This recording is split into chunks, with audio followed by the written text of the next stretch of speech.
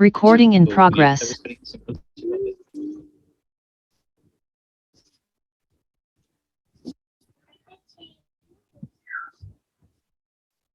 Okay, standard करना है या इजी करना है, हम स्टैंडर्ड कर लेते हैं अभी। ये देखें, ये सारी डेटाबेसेस मौजूद है, आप कोई भी सिलेक्ट कर सकते हैं। ज़्यादातर लोग पोस्टग्रेस आजकल यूज़ करते हैं, पोस्टग्रेस एसक्यूएल, तो ये भी है। हम अभी माईसीक्वल पे रहते हैं क्योंकि ज़्यादातर लोगों को पता होगा माईसीक्वल फ्री भी है और काफ़ी लोगों ने यूज़ भी किया होगा क्लास में। काफ़ी लोगों ने कुछ लोगों ने यूज़ किया हुआ माईसीक्वल को कभी।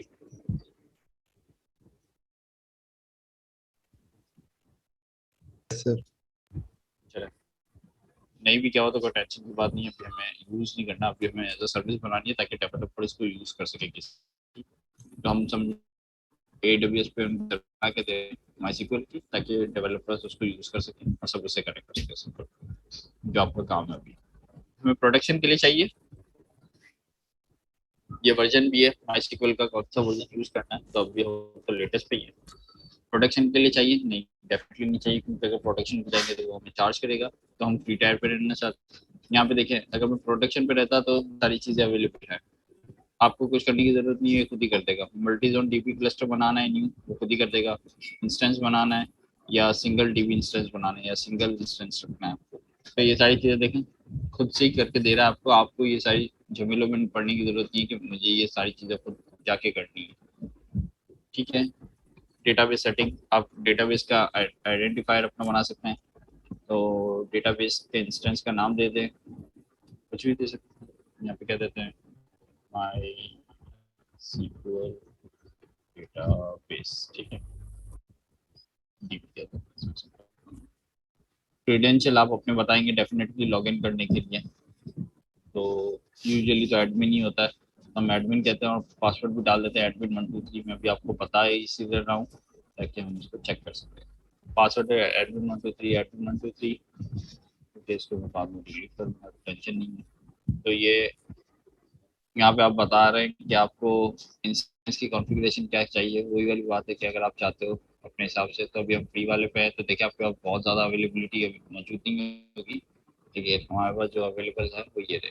ठीक है, प्रोडक्शन में जाएंगे तो आपके पास सारे अवेलेबल हो जाएंगे, फिर आपको जो सिलेक्ट करना हो कर सकते हैं, लेकिन अभी यही है मशीन हमारे पास। ठीक है, और जनरल टाइप SSD ली हुई हमने, ठीक है, 20 GB एलोकेटेड है, ठीक है, storage Hon'ble storage auto scaling, वही वाली बात है कि मैक्सिमम 20 GB से ज़्यादा कितना हो सकता है, 1000 GB तक आप जा सकते हो, आपने बताया हुआ यहाँ पे थ्रेशोल्ड, जैसे वही मिनिमम और मैक्सिमम वाला आपका सीन था ना, मिनिमम डिजायर्ड और मैक्सिमम, तो यहाँ पे भी यही है, आपने बता दिया कि यार मुझे 20 GB चाहिए, मिनिमम 20 GB मिल गई, और मैक्सिमम कहाँ तक जाएगा,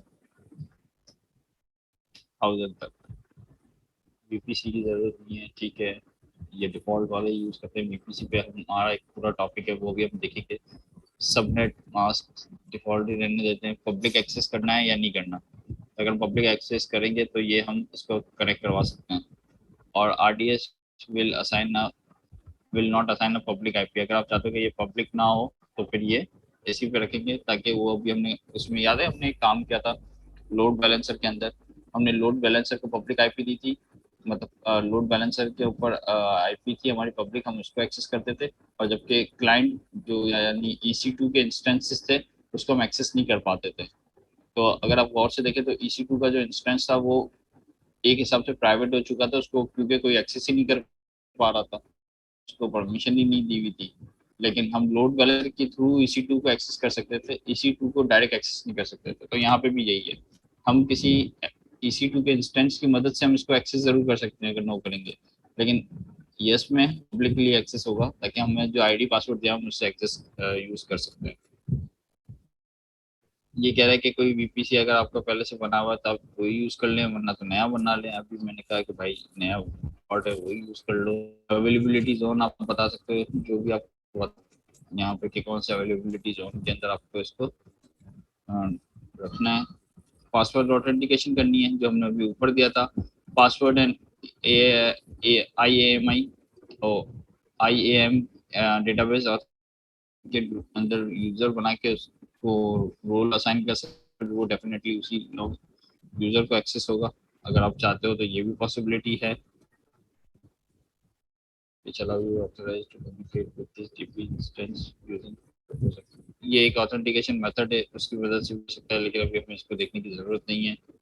एस्टिमेटेड मंथली कॉस्ट अभी इसकी भी ज़रूरत नहीं है, बस ठीक है, गुड इनफ बनाते हैं हम इसको। क्या करते हैं, अच्छा हमने वो क्यों नहीं बताया कि कौन सी पोर्ट एक्सेस करवानी है।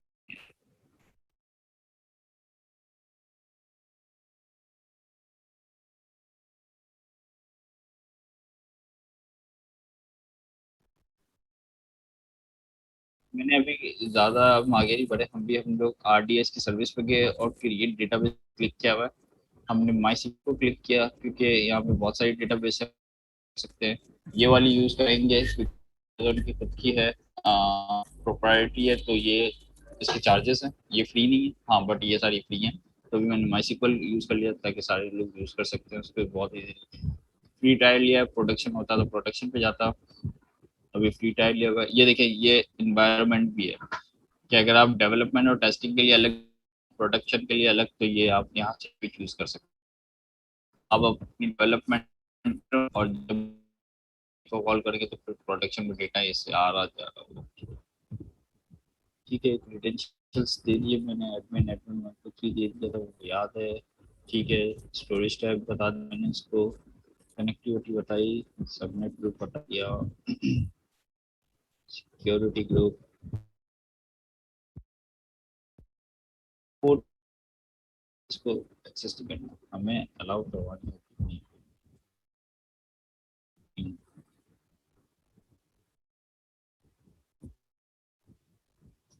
एग्जिस्टिंग डिफॉल्ट में है, डिफॉल्ट में क्या होगा इसके, डिफॉल्ट वो वाला करनी, इसके अंदर अलाउ करवाना पड़ेगा। खैर चलें, अभी एग्जिस्टिंग वही वाला ले लेता हूँ। ठीक है, अब इसके अंदर जो to be very specific code चाहिए होगी वो मैं इसको अलाउ करवा दूँगा।